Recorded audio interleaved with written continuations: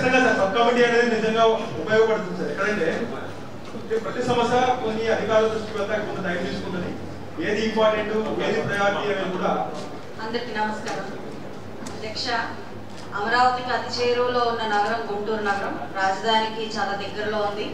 ఎన్నో రకాలైన సమస్యల గురించి మాట్లాడుతున్నాము, కానీ ఇంటి ముందు చెత్త ఎత్తే పరిస్థితి కూడా లేని పరిస్థితుల్లో ఈరోజు కార్పొరేషన్ ఉంది.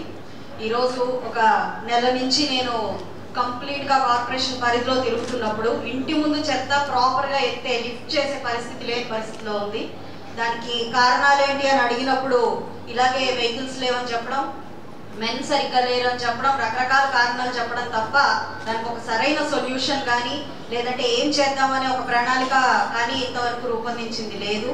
1 month నుంచి కూడా ఒక చిన్న పలానా చోట ఇన్ని కావాలి అని ఒక రిప్రజెంటేషన్ ఇస్తే దానికి తీసుకున్న యాక్షన్ ఎటువంటి యాక్షన్ లేదు. కొన్ని డివిజన్స్లో అయితే కనీసం కాంపాక్ట్ బిన్స్ లేవు, ఆ చెత్త వేయడానికి బిన్ను కూడా లేదు. అండ్ ఓవరాల్ మా వెస్ట్ పరిధిలో అయితే ఏ వార్డులో కూడా ఆ చెత్త కుండి ఏదైతే డస్ట్ బిన్ ఉందో అది సరిగ్గా ప్రాపర్గా ఉన్నది లేదు.